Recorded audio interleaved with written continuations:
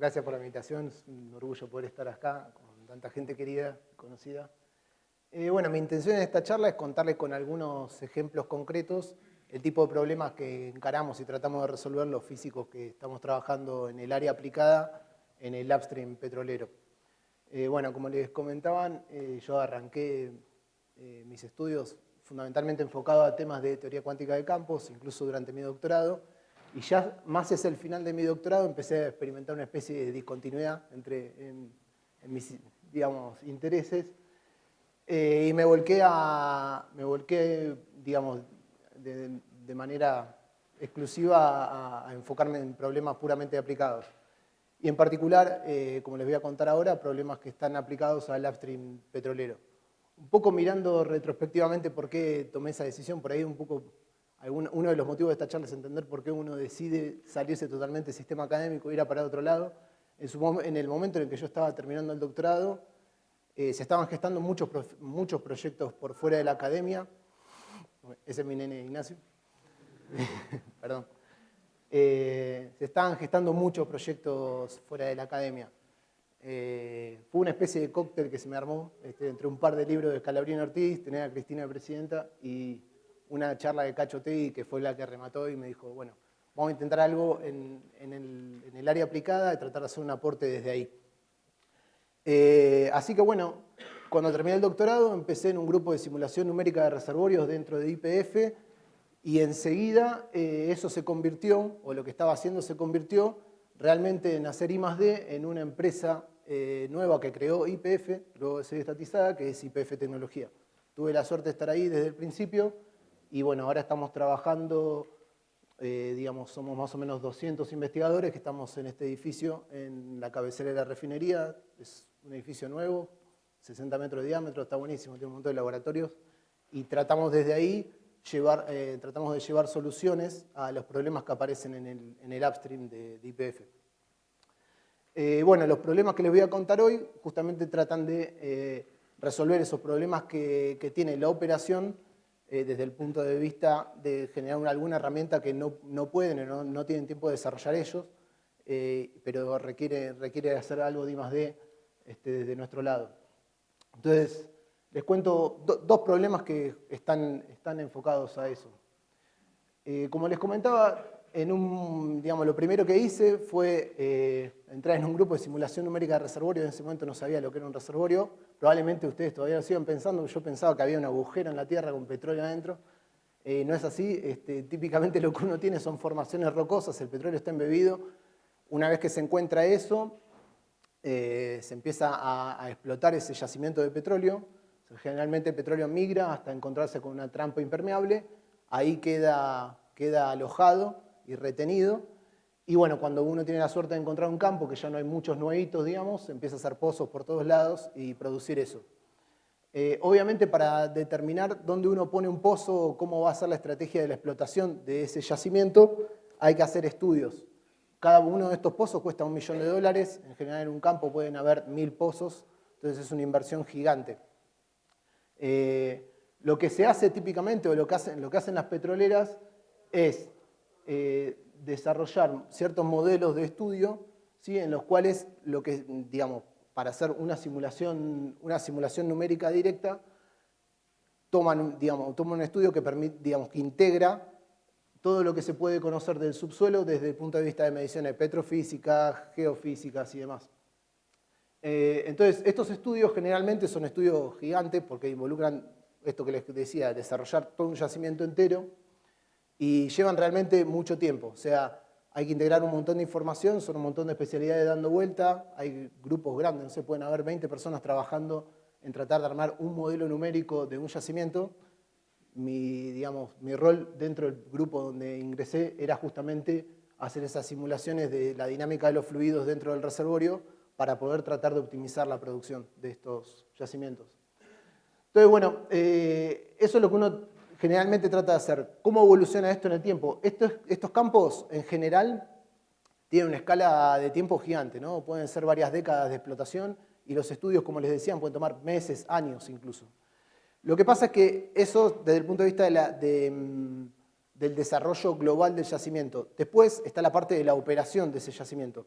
¿sí? En el cual la gente que está en el activo va a tener que tomar decisiones de qué es lo que hace con los pozos en el día a día. Y ahí es donde empiezan a aparecer los problemas y ahí es donde empieza a aparecer, o esto si se quieren es algo más estándar, algo más clásico, hay herramientas comerciales dando vuelta para hacer todo este tipo de simulaciones. Donde empieza a aparecer el lugar donde uno puede meter un diferencial es justamente en este día a día de la operación, en el cual hay que empezar a tomar decisiones un poco más rápido y uno no puede sentarse a hacer modelos gigantes que tarden meses en ser actualizados e integrar información de miles de fuentes y debate y demás.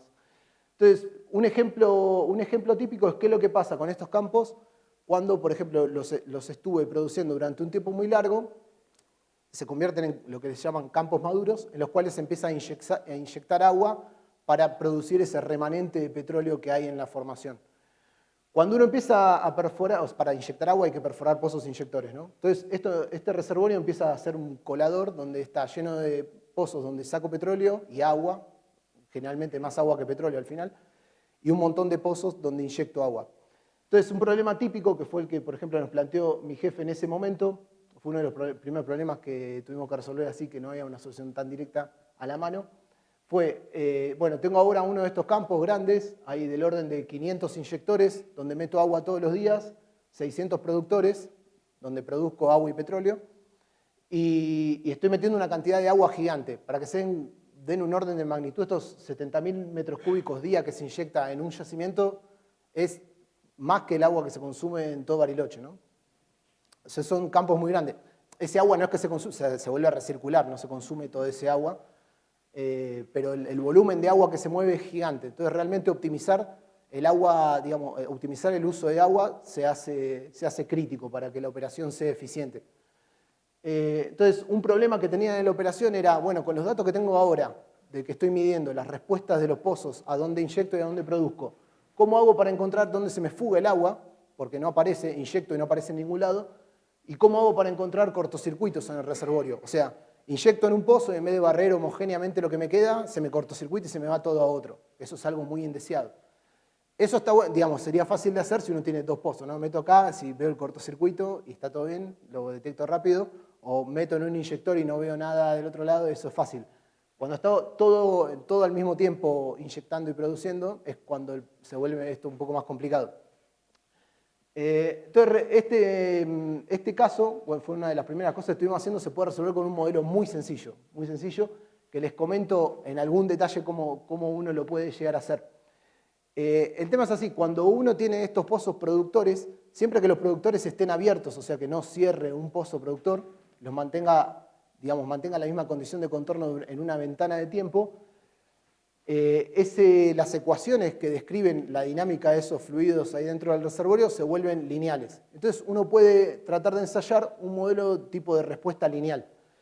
En particular, uno lo que puede tratar de hacer es representar la respuesta de cada uno de los productores como, digamos, con un modelito de respuesta lineal a los inyectores vecinos que tiene, ¿sí? Acá esto tiene un montón de índices, no hace falta seguirlos, lo pongo simplemente por si después a alguien le interesa por algún motivo ver esto en detalle, pero uno lo puede pensar como que cada productor está respondiendo linealmente a las cosas con las que está conectada. El tema es que uno no sabe a qué está conectado, ¿sí? Pero el modelo en principio sería ese.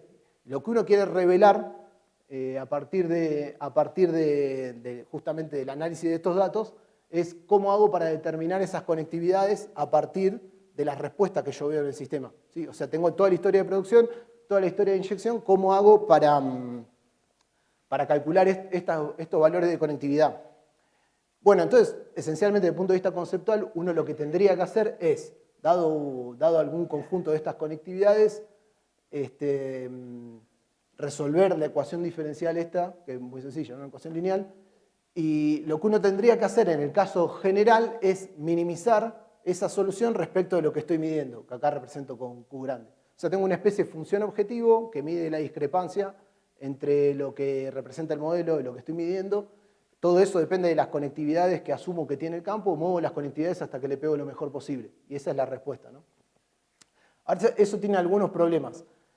Les digo algunas cosas que, digamos, cuál es el problema, o cuál es la parte más complicada de tratar de resolver ese problemita de ajuste.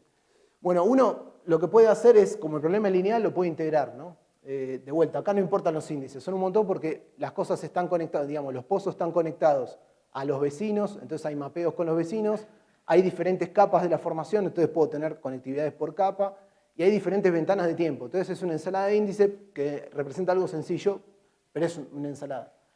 Pero desde el punto de vista así más macro, lo que tengo es que puedo encontrar una solución aproximada a las ecuaciones y, por lo tanto, puedo escribir el problema de manera bastante explícita. En particular, uno lo que se da cuenta cuando escribe la solución de esta de manera analítica es que el problema es cuadrático en las conectividades. O sea, la solución de estas ecuaciones diferenciales digamos, son lineales en estos parámetros, que son los que quiero determinar, y por lo tanto el problema de ajustar la historia es un problema cuadrático. El tema es que no es que ajusto así sin constraints, que sería el caso fácil, sino que tengo vínculos para las conectividades, no pueden ser cualquier cosa. En particular, el valor de conectividad entre un pozo inyector y los demás siempre tiene que ser positivo, o sea, lo que inyecta en algún lado se tiene que ir, pero tampoco puede sumar más que uno. O sea, si yo miro cada inyector, lo que va a parar a todos los vecinos, nunca puede superar uno, ¿sí? O sea, no puedo producir más de lo que inyecto. Que ese es básicamente ese límite de campo maduro. Y por otro lado, hay un temita más que es que les comentaba de las ventanas temporales. Acá lo que estoy representando es lo siguiente. Estos palitos serían pozos productores, ¿sí? Y estos palitos azules serían los pozos inyectores. Entonces, a medida que pasa el tiempo, si no hay ningún cambio de condiciones de contorno, puedo pensar que las conexiones que tiene cada inyector con cada productor se mantienen. Entonces las voy, digamos, en esos intervalos de tiempo donde las condiciones de contorno no cambian, eso lo tengo que ir monitoreando en el código que uno arma, ¿no? Ahí mantengo las conectividades como están, ¿sí? Un set de conectividades dado. Ahora bien, si en un momento ocurre que, por ejemplo, este productor lo voy a cerrar, algo que en el campo pasa todo el tiempo, ¿sí? Que cierra un productor porque, no sé, tiene problemas mecánicos, se cierra, o quiero abrir uno nuevo, tengo que chequear qué es lo que está pasando entre ese productor y los vecinos. En particular, estos dos vecinos que están conectados a ese productor, a partir de este momento en el cual lo cierro, tengo que eliminar ese par de conectividades del modelo, ¿sí? Y además de eliminar ese par de conectividades del modelo, o sea, ya no va a estar más, tengo que crear un par nuevo, ¿no? O sea, o refrescar el valor que pueden llegar a tener las conectividades con los vecinos. Cuando uno lo mira de vuelta en términos de las ecuaciones que están ahí, las ecuaciones que están en derivadas parciales, es simplemente que al cambiar la condición de contorno, uno es como, tiene que cambiar el set de funciones en el cual está haciendo principio de superposición. Digamos.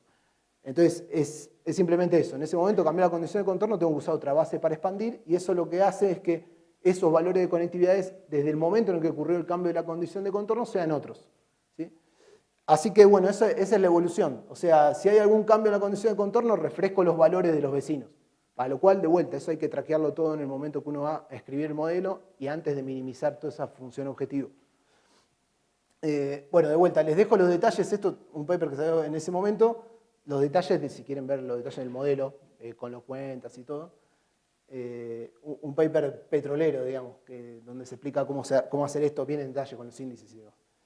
Entonces, de vuelta, volviendo al problema que nos planteaba nuestro jefe de encontrar las fugas y los cortocircuitos de este yacimiento, uno mapea todos esos datos a este modelito que les decía y termina básicamente con un modelo que hay 23.000 parámetros libres.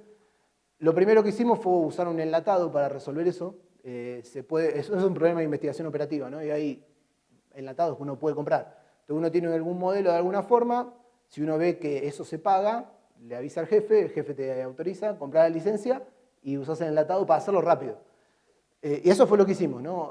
Compramos un enlatado que resolvía este problema, el problema de investigación operativa, ¿no? Uno lo tiene que usar, tiene que escribirlo en el lenguaje del enlatado. Bueno, lo resolvimos, funcionó bien. Y después, como se empezó a usar un montón en YPF, nos pidieron directamente armar un solver dedicado, que eso fue lo otro que hicimos. O sea, en lugar de usar el enlatado, que había pagado una licencia cada vez que había algún usuario nuevo, escribimos un solver específico para ese problema, ¿sí? Que minimiza esa función objetivo con esos constraints y demás.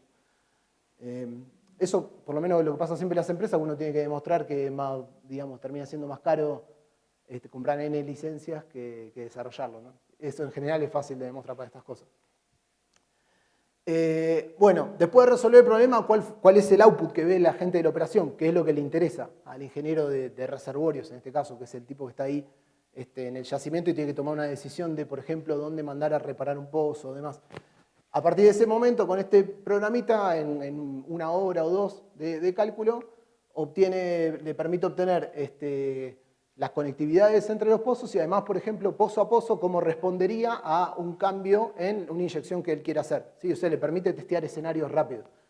Además, como de vuelta el código era nuestro, lo desarrollamos nosotros, le pudimos empezar a poner cosas que otras cosas, digamos, que otras cosas comerciales dando vueltas similares no tenían. En particular, le pegamos un módulo de Monte Carlo que les permitía estimar, por ejemplo, la incertidumbre que tenían. ¿Sí? O sea, más o menos saber si le están pegando bien o no. O sea, una solución tenés siempre, el problema se resuelve cuadrático, tiene una solución, pero no sabes qué incertidumbre tienen digamos, el set de conectividades que estás encontrando para un dado, digamos, para un dado set de datos. ¿Sí? Bueno, otra cosa que les interesaba, que era justamente esto, volviendo ya un poco a lo que sería la solución del problema, es cómo les queda el mapa de conectividades. Acá estoy representando de vuelta, tipo en un plano XY, todos los pozos y qué se conecta con qué. Entonces los tipos pueden hacer un screening rápido y ver si hay flechitas grandes, es un cortocircuito. Pero además, con este modelito, modelito Monte Carlo que le pegamos, pueden ver si está bien determinado o no. O sea, tener un semáforo verde que es que tengo poca incertidumbre, entonces listo, hay una conectividad grande y le puedo dar bola porque está en verde. Chau, mandá la cuadrilla ahí que acá hay un problema. Eso efectivamente se usó. O sea, por ejemplo, la gente agarró, filtró esto, dijo, a ver, ¿qué inyector está perdiendo? Perdiendo porque las conectividades me dan muy baja, o sea, la suma de las conectividades me da muy baja. Entonces encontraban, por ejemplo, que había alguno que yo meto un cierto volumen, 100 metros cúbicos día, y produzco el 10% de los vecinos nada más. Mandaron cuadrillas, que tienen que poner una torre, ¿no? Arriba de un pozo. Por eso uno cuando da una respuesta de esta en una empresa queda un poco expuesto, ¿no? Mandan una torre, ponen la torre arriba del pozo, pulean el pozo, sale, no sé, $60.000 hacer eso, y encontraron efectivamente que abajo había problemas mecánicos. O sea, ese agua que estaban metiendo, en lugar de ir al reservorio, se estaba yendo a cualquier otro lado. ¿Sí? Generalmente son reservorios no productivos. Se rompe, por ejemplo, el caño y va a parar a otro reservorio que nadie está, digamos, no está punzado en ningún lado, no es productivo. Entonces, bueno, eso terminó, digamos, en una herramienta de uso fácil para un ingeniero de reservorios. Y ya lo ven, digamos, desde el punto de vista de la física, algo muy sencillo. ¿Sí? Puedes usar que las ecuaciones son lineales, modelito de conectividades y es algo que sale. Bueno, ¿qué pasó? A medida que estuvimos viendo cómo aplicar esto a diferentes yacimientos, veíamos que había bastante falencia por ahí en la toma de datos. De hecho, eso motivó a un par de cuentas que estuvimos haciendo en las cuales tratamos de estimar justamente cuál era la incertidumbre que uno tiene en esas conectividades, un poco más desde el punto de vista teórico, a partir del set de datos original. O sea, ver si podíamos estimar de entrada si iban a tener éxito o no haciendo los ajustes. Bueno, eso dio lugar a un par de publicaciones que también les dejo la referencia por si lo quieren ver en detalle, usando cosas de teoría de información, no sé. Hicimos algunas cosas que permitían estimar. De todas maneras, lo que mejor funciona es el Monte Carlo porque te deja hacer todo bien, sin aproximaciones y demás, pero dependiendo de cómo es la estructura de esos datos, digamos, la estructura de las señales que uno tiene de inyección y producción, uno puede anticiparse al éxito que va a tener en esa representación. Y bueno, lo que encontramos es que había muchos yacimientos donde había problemas en la medición. Interactuando con la gente de lo que sería ahí ingeniería de producción, que son los responsables de tomar los datos, encontramos que en realidad tenían malos datos porque no tenían instrumentos para medir. Y bueno, iterando después con nuestro jefe, terminamos tratando de armar instrumentos para medir. Que esa es otra parte que es lo que les voy a comentar ahora. Este es otro proyecto distinto, pero está encadenado con el anterior a través de eso. El problema que vimos que había en la medición de la producción. En este proyecto, básicamente lo que hicimos fue desarrollar un instrumento que permite medir qué es lo que está pasando con los pozos, en particular con las bombas en fondo, en los pozos de bombeo mecánico. Seguramente ustedes ya vieron un pozo de bombeo mecánico, son los que están en la ruta, tipo una cigüeña, ¿sí? Es el típico bombeo alternativo que uno ve en la ruta, y que en el fondo, digamos, si no lo saben, lo que ocurre es que hay una bomba a la altura del reservorio, generalmente a 1800 metros de profundidad, y esa bomba es activada mecánicamente con una sarta de varillas, ¿no? Un fierro de 3/4 pulgada que va hasta el fondo y tira de esa bomba para accionarla mecánicamente. De esa manera bombear el petróleo hacia arriba. Lo que ocurría, o lo que ocurre en YPF, es que digamos, tomar estas mediciones resultaba muy caro, ¿sí? O sea, sigue resultando relativamente caro. Para que se den una idea de los números que se manejan acá, la mitad de la producción de YPF, la mitad del crudo, se produce con este tipo de sistema. Eso es unos 7.500 pozos, ¿sí? Son la cantidad de estas máquinas de bombeo mecánico que tiene YPF dando vuelta en sus yacimientos. De todo ese conjunto, solo el 30% está telesupervisado. O sea, solo el 30% tiene un aparato que mide qué es lo que le está pasando al sistema y en particular mide la producción que está teniendo. Solo el 30%. Y bueno, por lo tanto, eso justificaba el desarrollo que nos daba del orden de por lo menos unos 3.000 pozos objetivos, donde si hacíamos algo más económico, se iba a poder aplicar rápido. Cuando uno hacía las cuentas así, digamos, de vuelta, nosotros no somos expertos en cosas económicas, ni mucho menos, pero con una cuenta de almacenero uno demostraba muy fácil que si usaba algo que desarrollábamos nosotros, la empresa se ahorraba 20 palos verdes, pero para empezar a hablar. Así que bueno, nuestro jefe obviamente nos dijo, sí, bueno, vayan con eso, y lo empezamos a hacer. Entonces lo que hicimos fue justamente desarrollar una de estos sistemitas que miden la producción en estos pozos de bombeo mecánico desde cero, ¿sí? Viendo por qué era que YPF pagaba tanto más de lo que tendría que pagar por un sistema sencillo y viendo cómo hacer para resolver técnicamente el problema y poder armar un instrumento, ¿sí? Que después se termine usando en el campo. O sea, no solo una idea, sino de vuelta como antes, quedas expuesto, lo van a poner en el yacimiento, lo van a usar. O sea, todo lo que digas va a ser usado en tu contra, y lo que no también. Bueno, entonces empezamos con este problema. Les comento entonces típicamente cómo es la medición de uno de estos instrumentos estándar que queríamos reemplazar con nuestro desarrollo. Generalmente en estas unidades lo que se hace es medir datos en superficie para poder entender lo que está pasando con la bomba en el fondo. Lo que se mide en superficie en general es la fuerza que estoy haciendo con la varilla, eso se mide con una celda de carga, ¿sí? Que está sobre el vástago de bombeo, y se mide la posición, ¿sí? La posición de este sistema alternativo, digamos, con el mismo reloj con el que mido la fuerza. La posición en realidad la mido con un inclinómetro que va pegado en el travesaño. Ahora, un problema que tenía YPF es que todos estos sistemitas, o sea, esos dos sistemas, los uso para medir, y a partir de eso, una cosa que no les dije, a partir de eso uno puede inferir, que después le voy a contar más detalle en cómo, puede inferir lo que está pasando con la bomba en fondo. Básicamente porque esa varilla, si bien es un fierro de 3/4 pulgada, como tiene 2 kilómetros de longitud, funciona como un elástico, ¿no? Es como un resorte. Tiro arriba hasta que siente abajo y me llega con vibraciones y todo. Pero de todas maneras, si uno mide esas condiciones de contorno en superficie, puede propagar la información a fondo. Les voy a contar un poco más en detalle cómo. O sea, con lo que mido en superficie puedo propagar, resolver una ecuación de onda con disipación, lo que está pasando en fondo. El problema que tenía la gente de YPF es que todos estos sistemitas eran cableados, digamos, además de ser muchos, eran cableados. O sea, tenían un inclinómetro acá, una celda de carga, cable entre esto y esto, cable entre esto y esto. Entonces, entre una cosa y otra, se les iba, los números yo los puedo decir porque son más o menos públicos, se les iban unos $15.000 más o menos en instrumentar un pozo. O sea, en poner un sistema que les mide todo esto, $15.000. Nuestro objetivo fue bajar eso a la cuarta parte, ¿sí? O sea, a la cuarta parte de eso. Y para poder lograrlo, lo primero que teníamos que hacer, por cómo era la estructura de costo de estas cosas, era quitarnos de encima los cables, ¿sí? Para quitarnos de encima los cables, en particular no queríamos que esté ni esto, ni esto, ni esto, queríamos confinar todo a un único punto. Y eso fue básicamente lo que hicimos. O sea, llevamos todo el sistema de medición, en lugar de haber cables, inclinómetros, celda de carga, un poste acá con una unidad que calcula, resolvimos todo en un solo instrumento, ¿sí? Que hace todo el cálculo en el lugar, transmite todo en el lugar, mide todo junto. Y para eso lo tuvimos que partir el problema en 3 bloques, que les cuento muy brevemente cómo funcionó cada uno. Un bloque fue el de medición, o sea, cómo hacemos para medir con el mismo estándar que mide un instrumento comercial la carga que tiene el sistema y además la posición. Cómo hacer para calcular en el mismo instrumento, o sea, teníamos que poner algo ahí arriba que calcule, pero tampoco le podemos poner un workstation adentro. ¿Cómo hacemos para llevar eso a un micro relativamente económico?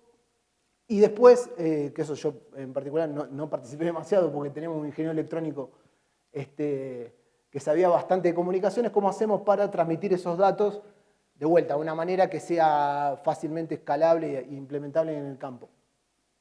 Entonces les cuento un poco cómo resolvimos cada uno de esos bloques y después cómo fue avanzando esto para llegar a un instrumento finalmente instalable en campo. La medición, lo que hicimos, digamos, de diferente fue que en todos lados, para medir la posición del vástago, lo que se hacía era medir el ángulo de ese travesaño, ¿no? Que es como la señal limpia, porque eso es un sistema que se mueve con un periodo de algunos segundos, ¿sí? El ángulo se mueve de una manera muy suave, no hay ningún problema. Para poder para poder medir en el mismo instrumento, la mejor manera, lo único que anda dando vueltas, que uno puede usar, que sea robusto, fácil de implementar y todo, es un acelerómetro. El problema es que uno quiere desacoplar de la señal del acelerómetro que está viendo en el vástago, desacoplar la componente de muy baja frecuencia de un ruido gigante, porque todo el sistema está vibrando. A medida que le pega un golpe en el fondo, se transmite por las varillas y vibra. Vibra al punto que uno pone la mano y siente la vibración del masacote lleno de hormigón. O sea, realmente pega golpes fuertes. Para que se den una idea acá, estoy ploteando, piénsenlo como proporcional a, estoy ploteando la fuerza, ¿sí? La fuerza que siente la celda de carga que está sosteniendo esto, son del orden de unas 10 toneladas, y en negro estoy ploteando la señal del acelerómetro, ¿sí? O sea, el acelerómetro viene lleno de ruido, en particular, si miran acá, por ejemplo, este tipo de picos, es cuando se cierra una válvula en fondo. Siento el pico arriba, después ese pico le pega arriba, vuelve a bajar y vuelve a subir, y son estos 4 picos que se ven acá. Tic, tic, tic, tic. Eso es todo ruido propio de la dinámica de lo que está ocurriendo ahí con la bomba que se va propagando para arriba. Bueno, uno quiere sacarse encima toda esa lluvia y quedarse solo con esa componente de muy baja frecuencia. Hacer eso, cuando uno tiene los datos medidos y en una PC, es fácil, porque en la PC tenés tantos recursos como quieras, no te preocupás. Lo que necesitábamos hacer acá era encontrar algún digamos, método de procesamiento de señales, que finalmente tuvimos que armarlo nosotros, que nos permita embeber un sistemita que pueda medir, procesar todo en esa misma unidad, ¿sí? Y usando un chip barato, de $10, ¿sí? O menos. Bueno, eso fue básicamente lo que hicimos. O sea, hicimos una especie de truco en el cual usamos la señal de la celda de carga que es más limpia, para inferir el periodo de movimiento. A partir de eso filtramos Fourier on the fly y nos quedamos solamente con los coeficientes de baja frecuencia y no tenemos que medir toda la señal. Porque el problema es que en esos chips no tenés mucha RAM, 90K, cosas así. Es poquito. Entonces no puedes medir todo lo que quieras, después hacer cuentas. En este problema en particular, medíamos y procesábamos ahí.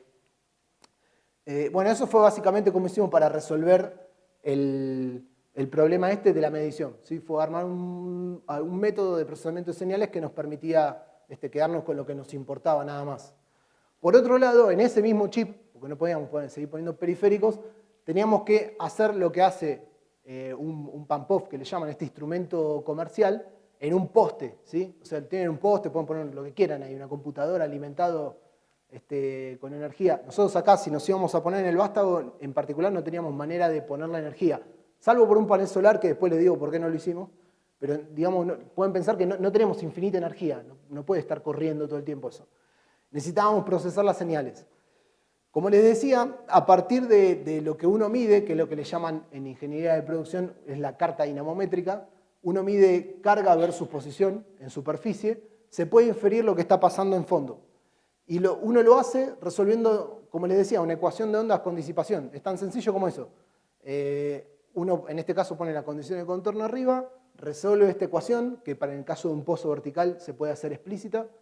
Bueno, se puede hacer casi todo analíticamente. Uno calcula analíticamente los coeficientes de Fourier de lo que está abajo. Y uno termina con lo que le llaman la carta dinamométrica de fondo, que es qué es lo que está sintiendo la bomba, ¿sí? O sea, mido en superficie y termino calculando lo que siente la bomba. Y en particular ahí, eso es lo que les interesa a los ingenieros, en particular ahí puedo ver, por ejemplo, si la bomba está andando bien o no. Esta es una bomba que no está andando bien, ¿sí? Tiene golpe fluido. Esto acá uno lo tiene que pensar un rato porque no lo hizo 10 millones de veces. Pero ellos que lo hicieron 10 millones de veces ven la carta y te dicen, esto tiene golpe fluido, acá está perdiendo la válvula, acá está golpeando el vástago. Se dan cuenta de la forma de eso, cuál es el problema que tienen. Al punto de que, como eso es algo conocido y repetitivo, digamos, armamos un metodito que lo que hace es compara con una especie de base de datos interna y te diagnostica en el momento. Entonces, bueno, en ese sistemita lo que hicimos fue integrar eso justamente, la solución de esta ecuación de ondas y a su vez un sistema de diagnóstico que lo que te permite es, por ejemplo, reportar en excepción. O sea, solamente avisás que está pasando algo cuando encontrás que hay un problema. Y eso lo haces haciendo una especie de, ahí de pattern recognition contra una base conocida. ¿Sí? Hay detalles, ¿no? Que no voy a entrar ahora, pero esa es la idea de lo que estaba detrás de esto. Y bueno, finalmente el tema de la comunicación. Acá básicamente lo que hicimos fue achicar la cantidad de nodos que uno necesita para comunicar. Lo que hicimos fue usar un sistemita de radio, que también son estándares industriales que uno puede comprar también de estantería, pero los integra a su aplicación. Y lo que hicimos fue poner en un solo nodo que puede escuchar grandes cantidades de instrumentos. ¿Sí? Entonces, de esa manera, uno baja el requerimiento de la infraestructura de comunicaciones que necesita en el yacimiento para poder medir esos equipitos. Entonces, bueno, como les decía, estas fueron las ideas, ¿no? Que andaban dando vuelta. Las fuimos probando de a partes. Y creo que esa es una diferencia por ahí también de lo que, por lo menos, me pasaba al experimentar con problemas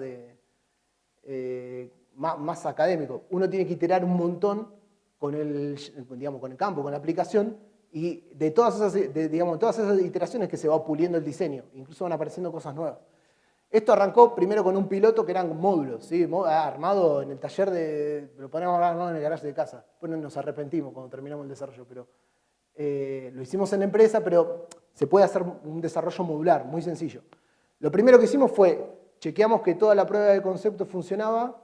Cuando todo funcionaba y vimos que al final del túnel íbamos a estar teniendo una especie de producto que se iba a vender, nos hicieron patentarlo, lo patentamos en Argentina y en Estados Unidos.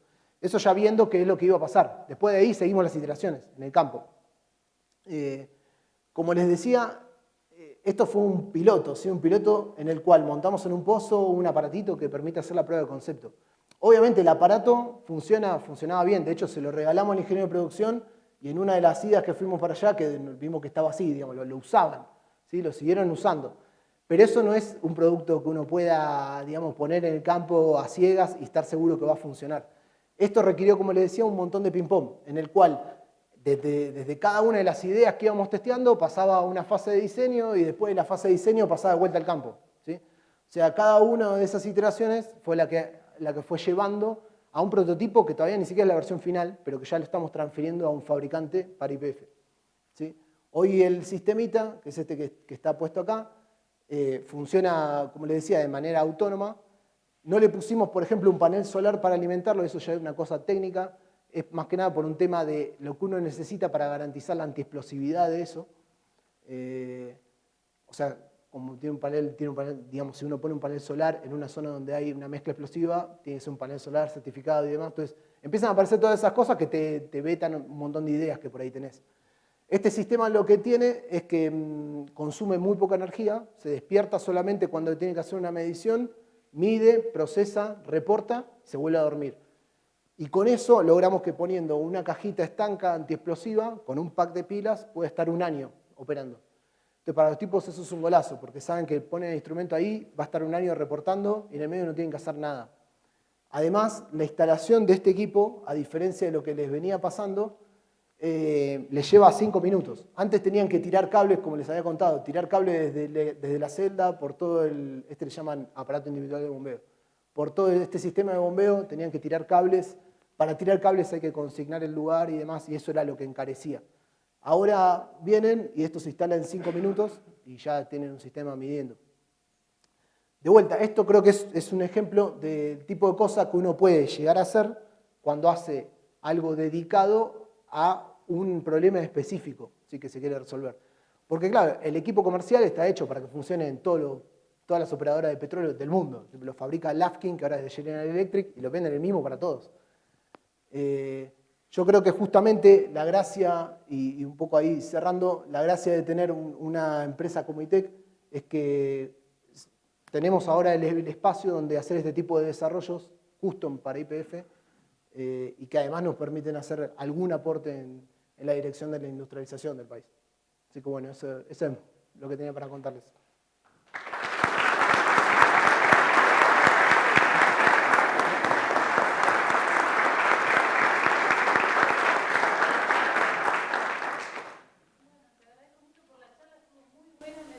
Sobre que contaste cómo solucionar de forma concreta los problemas y de aportes que uno puede hacer en problemas concretos, una visión de más escala, ¿no? Bueno, que creo que está bueno para los estudiantes del instituto también eso, ¿no? Ver que el problema concreto se puede integrar en un proyecto más general. Así que bueno, acá tenemos muchos estudiantes, así que las pueden tener muchas preguntas. Sí, yo me olvidé de aclarar antes, pero en ese grupo, por ejemplo, en el último caso que les mostré, somos un equipo trabajando de 3 físicos y un ingeniero electrónico. Somos un equipo de 4 personas. Y después hay gente en el campo. ¿Sí? La de desarrollo, el equipo de desarrollo somos 4 personas. 3 físicos y un ingeniero electrónico. Y tenemos ingeniero de producción y demás, pero en el campo para la implementación.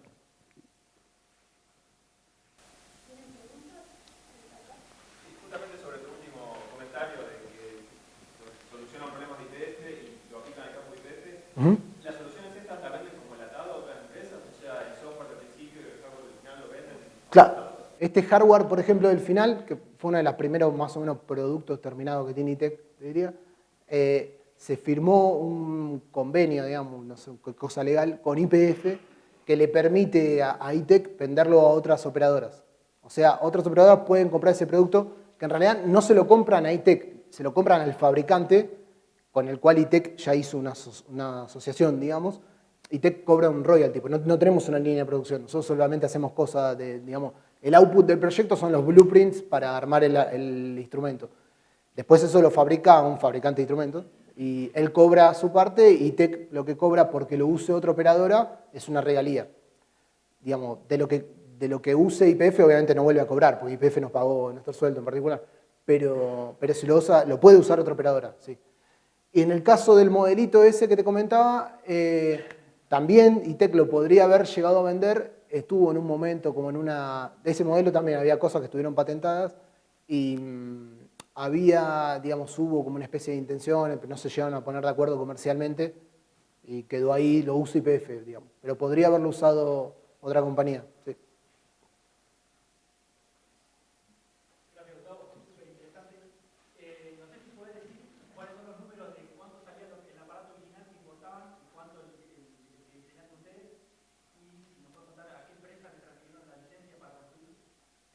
¿A qué empresa no? Pero ya dentro de poco sí, va a ser. Pero para que te des una idea, eso, el aparato en realidad también depende de un tema de contratos, ¿no? Ahí, si le compras 1000 no es lo mismo como si compras... Pero en el orden de magnitud, YPF lo que estaba pagando hoy por instalar uno de estos instrumentos era $14.000. ¿Sí? Pagan esa guita. Y la idea es que nuestro equipo cueste la cuarta parte de eso. Por eso es un gap gigante. Lo que pasa es que en realidad, si te vas a mandar a hacer un desarrollo, tampoco te pueden mandar por un 10% de diferencia. Digamos, yo desde el punto de vista, si yo fuera la persona que aprueba los proyectos, con tal de que me empardes algo que se fabrica afuera, te lo pruebo. Hoy en día no sé si están así. De todas maneras, acá había un gap tan grande que era imposible no ponerse a hacerlo. Sí. Tuvimos detractores igual, pero no, ya era demasiado.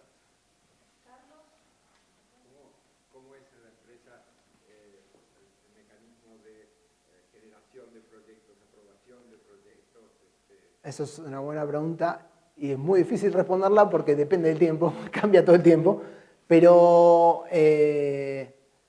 digamos, los últimos esquemas que andaban dando vuelta, había una serie de, digamos, de iteraciones en las cuales uno iba tratando de acotar la incertidumbre, nacían con una idea que tiene que tener de alguna manera algún aval de algún sponsor de YPF, generalmente algún gerente de todo un departamento, por ejemplo, el de estos sistemas de monitoreo, el gerente del departamento de producción, o sea, que define toda la estrategia de instrumentación, con el aval de ese lado y, digamos, se empieza a pimponear. Primero tiras una idea, después una visualización, conceptualización. Lo primero es más de papeles, de investigar si tiene sentido hacerlo, cómo podría llegar a hacerlo y demás. Hay un comité técnico dentro de YPF que lo va validando o no. Y por otro lado tenés el feedback también de la parte del negocio que te van diciendo, sí, vamos para este lado o no. Y en algún momento ya se aprueba la ejecución del proyecto, que es, bueno, ok, vamos a financiar el desarrollo de esto, pónganse a hacerlo. Digamos. Sí.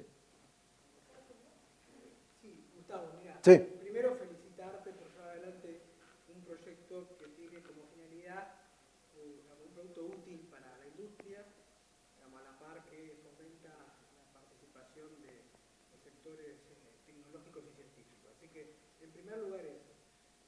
Ahora, la pregunta es un poco más contextual, no tiene que ver con este producto.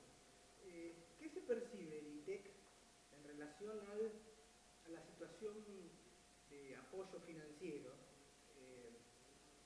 Digo, a la luz de lo que estamos viendo, que son restricciones exógenas que surgen de programas financieros. De hecho, el viernes que viene hay una charla que estoy viendo con el doctor Stefani, que va a hablar puntualmente del financiamiento de la actividad científico-tecnológica. En ITEC, ¿está llegando algo de esto? Mira, te puedo decir, hay algunas cosas que sé porque me manejo más en ese tipo de proyectos, y otra cosa que no. Hay por ahí proyectos de más largo plazo que eran justamente, volviendo por ahí un paso para atrás, ITEC no es una empresa 100% YPF, sino que es 49% CONICET, 51% YPF. YPF nos marca para dónde vamos, pero incluso hay investigadores de CONICET con lugar de trabajo en ITEC, del orden de unos 25, algo así. Y por lo tanto hay proyectos que son cofinanciados, por ejemplo, con subsidios públicos. Generalmente proyectos por ahí de más largo plazo, que pueden llegar a tener un impacto gigante, pero por ahí son de más largo plazo. Esos proyectos creo que ahora están siendo impactados, porque los subsidios se están recortando por todos lados.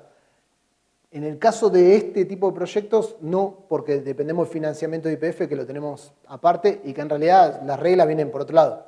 Cuando cae la actividad para YPF, cae para nosotros. De hecho, cuando fue esta especie de mini crisis que hubo con el precio del petróleo, que estaba del orden de $50 el barril, sí, nos llevó la tijera. O sea, nos bajaron proyectos, tenía otras cosas que se cortaron, o sea, así simplemente, que se cortan de un momento para otro. Y eso pasa. Nosotros en particular, por el tipo de proyecto que hacemos, dependemos más del financiamiento de YPF y eso depende del flujo de caja de YPF, así directamente. Ahora con el barril a 70, no sé con toda esta cosa del tipo cambio, ya ahí me pierdo qué es lo que... Yo creo que nadie sabe qué puede llegar a pasar, pero digamos, por ahí un par de semanas antes no había tanto lío porque el barril está en $70. O sea, si uno de vuelta demuestra que tiene sentido la actividad, se hace y no hay restricciones en ese sentido. Pero sí, hay otros proyectos que están sintiendo el impacto.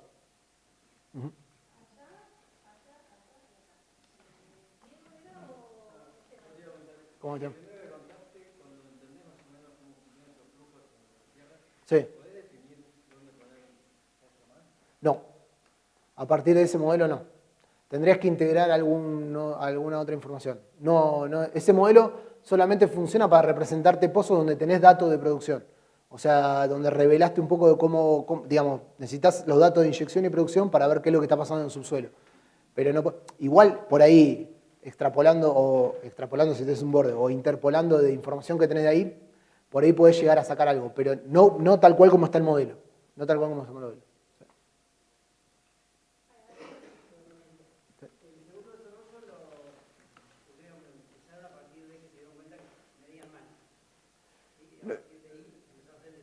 De que medíamos... No, en realidad lo hicimos porque era caro medir, digamos, no porque midieran mal.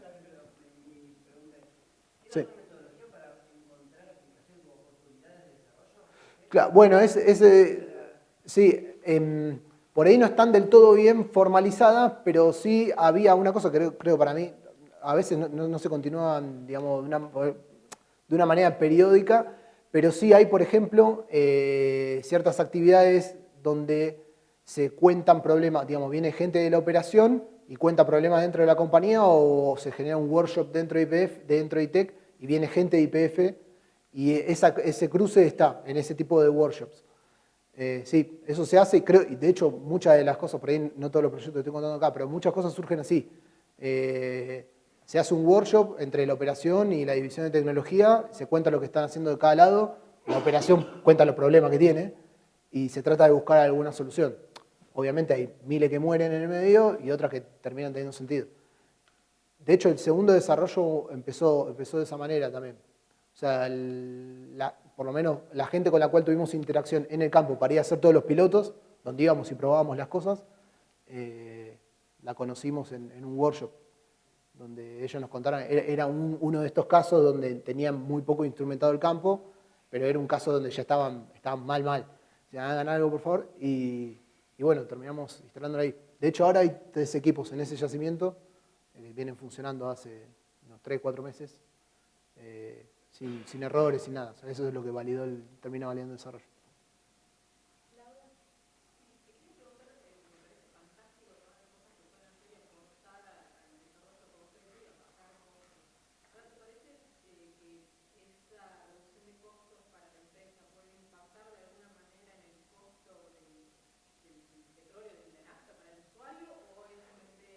No, y ahí ya no sé. No, calculo que debe ser más margen. No, eso ya no sé. Eso ya es un tema de cómo definen el margen de ganancia. No, ahí ya no sé porque eso ya depende de cómo se manejan las sociedades anónimas. Eso no tengo ni idea. No, ahí ya no puedo decir.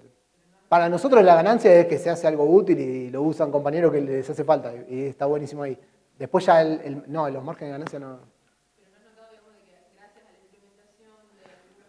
No, y es muy difícil discriminar eso. Es muy difícil.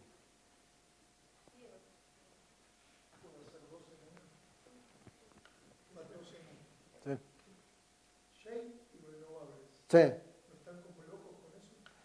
Sí. Ahora más con el shade que con los renovables, diría. Pero sí, con las dos cosas. YPF, de hecho, ahora creó una empresa de energía, digamos, YPF Luz. Sí, andan dando vuelta. Hay mucha inversión en el shade. Hay muchos proyectos que, digamos, hemos hecho cosas para el shade también, cosas de desarrollo, sí, por ahí más cortas, pero de análisis de datos también, tratar de armar modelos. Y sí, hay mucha inversión ahí. Sí, o sea, están como locos, ¿sí? Hay mucha plata yendo en esa dirección. ITEC, bueno, tiene divisiones que están trabajando, sí, hay grupos directamente dedicados al no convencional.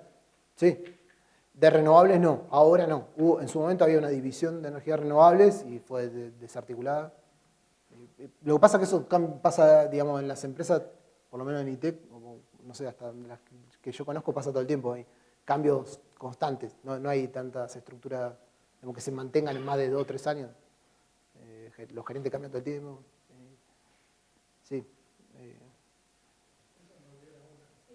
La otra es, ¿vos crees que la percepción de IPF respecto al valor de ITEC es positiva, que les dé, bueno, describiste un caso exitoso? Sí. Es un data point muy fuerte. Hay muchos de esos. Sí, qué bueno tener a estos tipos acá que... Te diría que desde el punto de vista, si querés, más formal, de todas las comunicaciones, toda la estrategia que define y publica YPF desde su comité directivo, tiene a YPF Tecnología como una parte central. Ahora después, para abajo, hay gente que te apoya y gente que no. Simplemente porque hay gente que solamente ve el cash flow, digamos, entonces más barato, más caro y listo. No ve lo que pasa después. Creo que justamente la gracia de tener esto es lo que pasa después. O sea, no es lo mismo fabricar la cosa acá que hacerla afuera. Así quedamos después. Pero hay gente que no le importa eso. Y bueno, entonces después más para abajo tenés de todo. Pero sí, te diría que desde el punto de vista corporativo, ITEC, por lo menos en todo lo que se deja explícito y se publica, digamos, se lo dice abiertamente, de toda la estrategia, digamos, de transformación que está teniendo YPF hacia ser una compañía de energía, ITEC es una parte fundamental.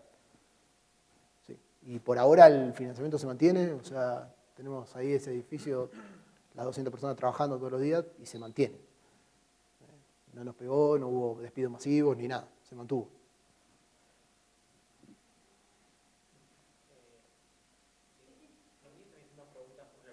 Sí. ¿Esto lo aplican, por ejemplo, ahora en los campos no convencionales, vaca muerta, por ejemplo?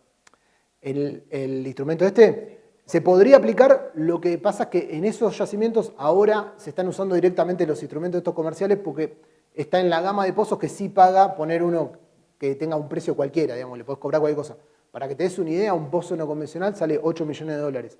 O sea, un pozo, 8 millones de dólares. Tú pones un instrumento de 10 mil dólares, 15 mil dólares, lo pones y no pasa nada. Pero, ¿cómo? El modelito, no, en el no convencional no, porque en el no convencional lo que haces es fracturás todo el subsuelo, generás un reservorio y producís.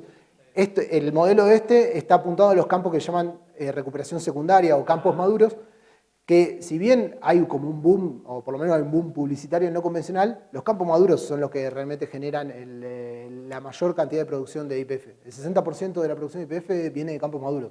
Estás inyectando agua y producís agua y petróleo. O sea, realmente muy importante. Y de hecho, a mi pensar, no se le da la importancia que realmente tiene. Hay muchos campos que se podría hacer mucho. Y con menos riesgo que en el shale. Porque en el shale vos le pifiás, perdiste 8 palos, de una. Y pasa todo el tiempo eso, ¿no?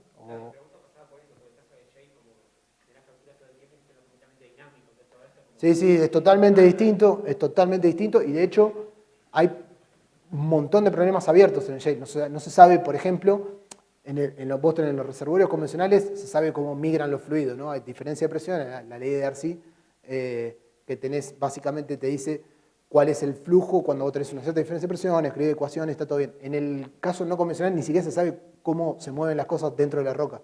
Son tan bajas las permeabilidades que ni siquiera las podés hacer en el laboratorio. Entonces, no sé, hay gente haciendo cosas de Lattice-Boltzmann para tratar de entender. Está totalmente abierto, no se sabe cómo funciona un pozo no convencional a nivel de diseñarlo bien. Y bueno, y sumado a eso tenés los problemas de geomecánica. Hay gente en ITEC trabajando, por ejemplo, en tratar de simular la dinámica de las fracturas. Hay de todo. Sí, digamos, el no convencional es algo donde hay mucha tela para cortar todavía.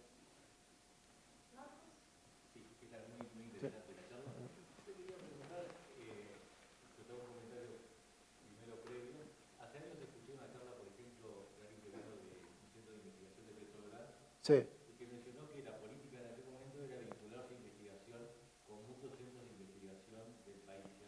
Sí.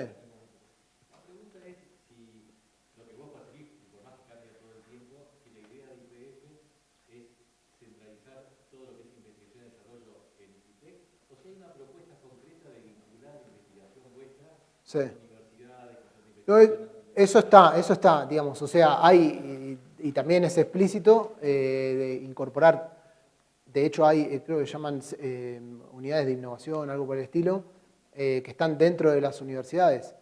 Y ese vínculo está a través de CONICET. Es como te digo, hay investigadores de CONICET con lugar de trabajo en ITEC, y hay, digamos, algunos laboratorios en universidades que trabajan para proyectos de ITEC. Eso se hace. Lo que pasa es que justamente para poder articular eso, para mí, no sé, eso por ahí habría que preguntarle al director general de ITEC, pero para mí lo que es core tiene que estar en la empresa, o sea, eso no te queda mucha vuelta para darle. Podés vincularte para mí con universidades, pero las cosas core las tenés que tener dentro de la compañía. Y hay cosas que se hacen así y cosas que no. Pero sí, la respuesta es positiva, digamos, o sea, el sector académico está vinculado en muchos proyectos. Hay financiación que sale de ITEC, ¿sí? Se han hecho proyectos grandes, ¿sí? Donde se financia todo un desarrollo, se monta un laboratorio en una universidad directamente. Sí, se ha hecho eso. ¿Cómo fue el proceso de admisión que pasaste para entrar a ITEC?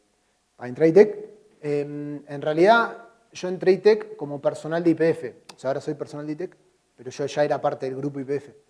Y para entrar al grupo YPF me llamó el que en su momento era mi jefe y me hizo una oferta y bueno, entré. Básicamente llegó mi CV a través de un compañero que estaba en ese equipo de simulación y fue así. Una entrevista con un jefe, que en su momento era el director de desarrollo, ¿no? Sí. ¿Alguna pregunta más? Uh-huh. ¿Tu equipo de trabajo puede independizarse o tiene alguna restricción en su contrato para no crear una empresa de servicio tecnológico? No podemos independizarnos. O sea, tendría que renunciar a ITEC y después independizarme. Pero no. O sea, todo lo que hacemos es propiedad de YPF, la patente, todo. Todo es propiedad de la compañía. Figuramos la patente como inventores y eso, pero de la compañía. Nos tendríamos que renunciar al puesto que tenemos y después sí. ¿Alguna otra pregunta? Hola, Karen. Te quería preguntarte, mencionaron brevemente cuáles son los proyectos que están haciendo ahora, aunque sea como para tener una idea o a futuro, en qué andan ahora, aparte del caso de prototipo que contaste. Sí, hay de todo. Bueno, nosotros ahora, una cosa que, digamos, tomó bastante fuerza es la parte de analytics, cosas tipo Big Data y demás. Se formó un centro, ahora yo formo parte de esa división, la parte, digamos, de analytics industrial, porque en realidad nosotros muchas veces hacíamos modelos. Esto, el instrumento, lo hicimos, pero siempre hacíamos modelos de cosas, digamos.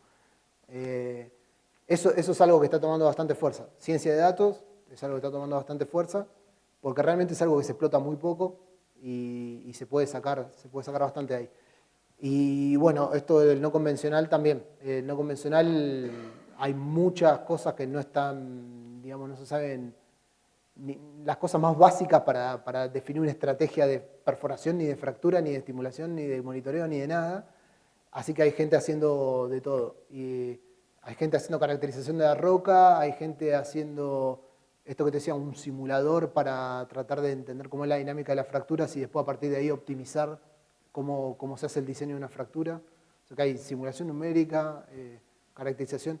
Por ejemplo, ahora lo que van a hacer son cosas, por ejemplo, de Digital Rock Physics, que es, tomás una corona que se saca en el momento de la perforación, es como un fragmento de la roca, y se le hace, por ejemplo, tomografías y demás, y a partir de las imágenes se reconstruye la roca digitalmente y después haces una simulación de fluidos ahí.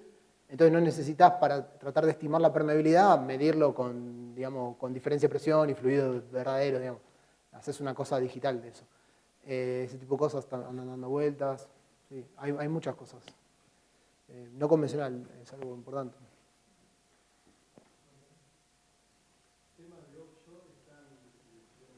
No, nosotros no. No. Sé que se hicieron algunos pozos en su momento, pero creo no tuvieron resultados positivos. Pasa que son inversiones siderales las del offshore. Riesgos gigantes también.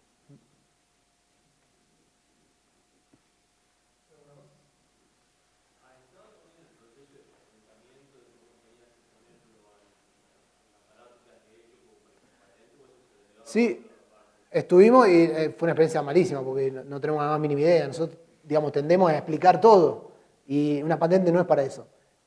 Igual ITEC tiene, bueno, gente que entiende de patentes dentro de la compañía y tiene digamos, un contrato con una consultora de propiedad intelectual, que es la que te guía en cómo redactar el documento, bueno, obviamente de dónde presentarlo, todas esas cosas, pero cómo hacer para explicar sin contar todo, que te puedan copiar de una y protegerte legalmente, porque en realidad una patente es un documento legal. Como te digo, nosotros no fue bueno nuestra primera escritura de patente, cosas así. Tendés a hacer lo que hace en un paper, querés que la gente te entienda. Una patente no es así. No crees que te entiendan todo. Pero bueno, lo hicimos en colaboración con ellos y que nos fueron guiando. Quedó algo, digamos. Pero en todos los casos nos pasó lo mismo, es que ya estás distorsionado, creo que no hay vuelta atrás. Mejor.